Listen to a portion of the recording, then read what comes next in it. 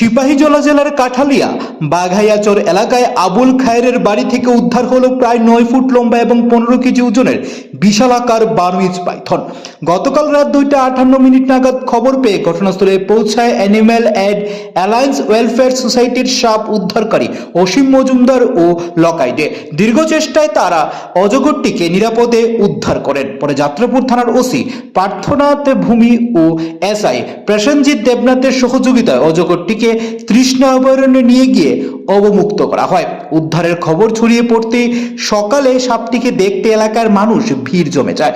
জনবহুল এলাকায় এত বড় অজগর কোথা থেকে এলো তা নিয়ে তৈরি হলো কৌতূহল। সাপটিকে উদ্ধার করে নিরাপদে জঙ্গলে ছেড়ে দেওয়ায় দুই উদ্ধারকারীকে সাধুবাদ জানান স্থানীয়রা।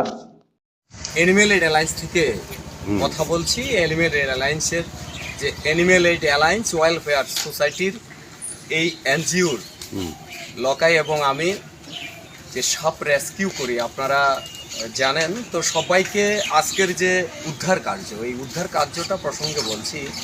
আমরা গতকাল রাত ঠিক 2:30 বাজে তখন আমাদের কাছে কল এসেছিল বাঘাইয়াচর আবুল খায়েরের বাড়ির একেবারে সামনেই।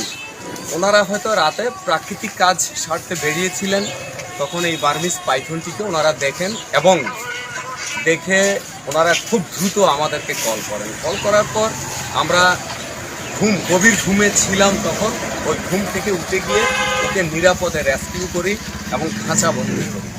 আর এভাবে ইতিমধ্যে প্রায় 300-এর উপর সাপ উদ্ধার কার্য করে নিয়েছি আমরা। সেগুলিকে নিরাপদে মুক্ত বনাঞ্চল যে জায়গাতে ওরা ভালো থাকে সেখানে রিলিজ করে দিই।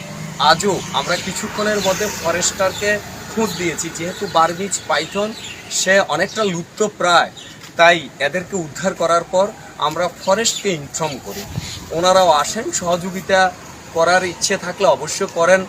তখন ওনাদেরকে সঙ্গে নিয়ে পূর্ববর্তী যে একটি উদ্ধার কার্য ছিল বার্মিজ পাইথন, সেটা ছিল প্রায় 20 থেকে 25 কেজি, তাকে তৃষ্ণা অভয়ারণ্যে নিয়ে আমরা অবমুক্ত করি। আজও কিছুক্ষণ পূর্বে ফরেস্টারকে আমরা খোঁজ দিয়েছি, ওনারা কথা বলেছেন, ওনারাও হয়তো আসবেন। আসলে পরে যথারীতি তৃষ্ণা মুক্ত বনাঞ্চলে সেখানে যেখানে ভালো থাকবে আমরা অবমুক্ত করে দেব।